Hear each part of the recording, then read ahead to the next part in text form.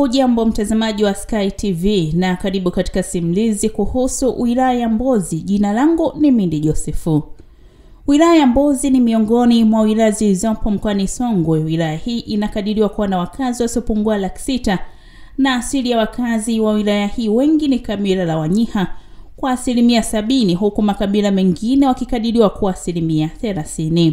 Insi wantu bila wantu insi nayi.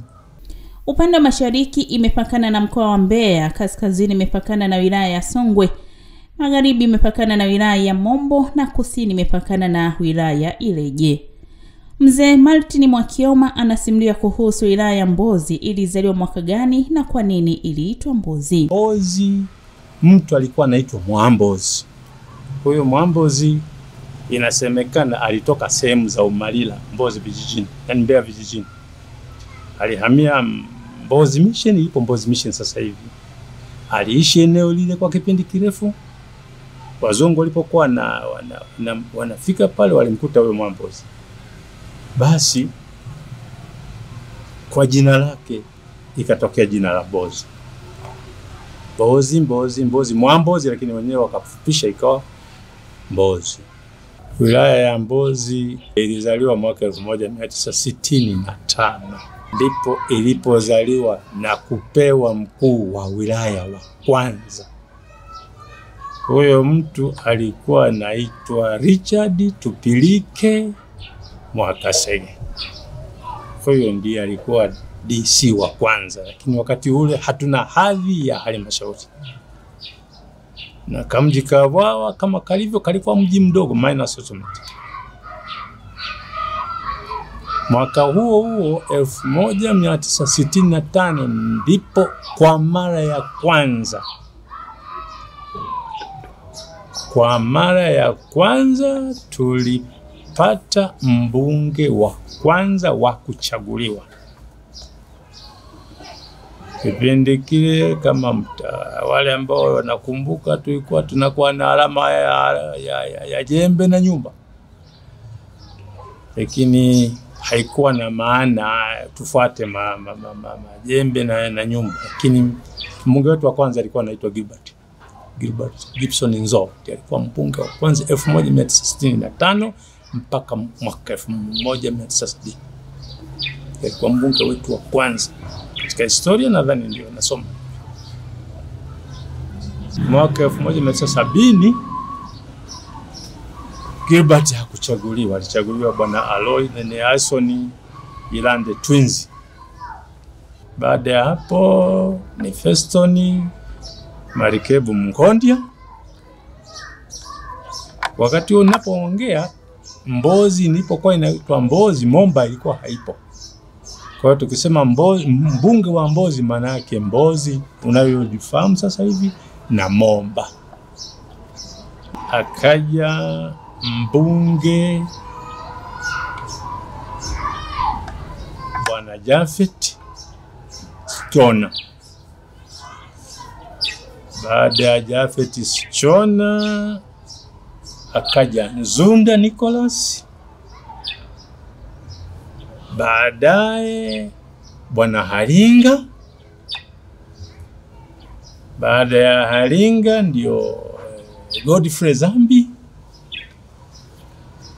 Baada ya Godfrey Zambi kuingia sasa, tulianza kutawanyika majimbo.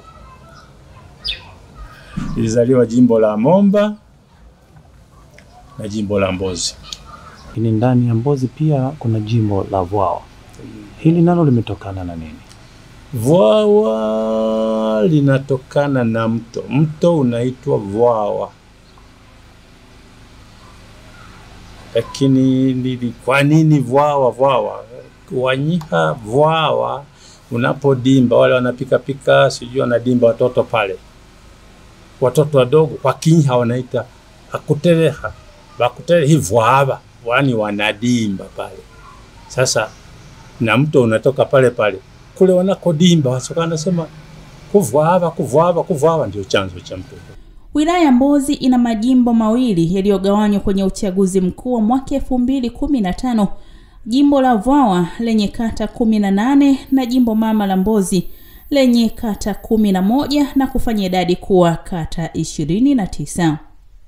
Japhet Ngailonga Hasunga alizaliwa katika kijiji cha Iyula, wilaya ya Mbozi, mkoani Songwe, akiwa ni mbunge wa kwanza wa jimbo la Vwawa. Mheshimiwa Japhet Hasunga hapa anatajwa kuwa kiongozi imara na mwadilifu. Hasunga Japhet ni mbunge wa kwanza wa jimbo la Vwawa baada ya kugawanyika jimbo la Vwawa na Mbozi. Kwa Mbozi yetu hii katika wilaya tuna majimbo mawili, Vwawa na Mbozi. Kwa hiyo Japhet Hasunga ndio ni muasisi wa jimbo la Vwawa. Anatimiza wajibu wake kama mbunge, anapopaswa kutufanyia anatufanyia. Hatuna wasiwasi na. Kijiji cha Isansa kinasifika na ni maarufu sana wilayani Mbozi, kwani kilibahatika kuwa na viongozi ambao wanakumbukwa hadi leo, lakini pia kwa upande wa tamaduni katika eneo hilo.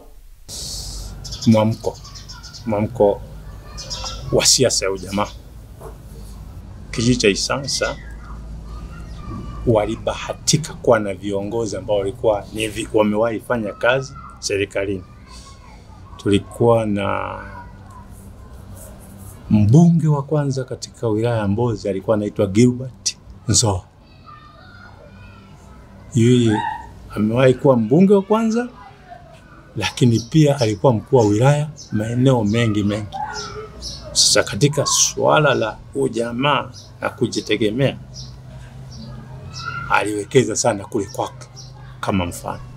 Kwa kijiji cha Isansa kina eneo kubwa zuri na wazalishaji, na mwamko ulikuwa mkubwa. Walikuwa na matrekta, walikuwa na vitu vingi sana vya uzalishaji mali, na walikuwa wanazalisha hata kwenye mashindano kitaifa, kimewahi chukua vikombe. Ndio maana kinajulikana Isansa. Lakini kijiji kabla ya Isansa, kijiji kubwa kilikuwa ni Igamba, ambao ni makao makuu ya Chifu Nzoa. Ndio kilikuwa kikubwa. Katika kijiji cha Magamba kilichopo kata Isansa, ambacho kiligunduliwa makaa ya mawe hazina zaidi ya tani milioni 52, ambapo wakoloni Waingereza walifanya majaribio ya makaa hayo mwaka 1934 kuendeshea gari moshi na katika kufua umeme kwenye kituo cha umeme Mombasa mwaka 1935. Mtazamaji, nafika tamati katika simulizi ya wilaya ya Mbozi. Jina langu ni Mindi Josefu.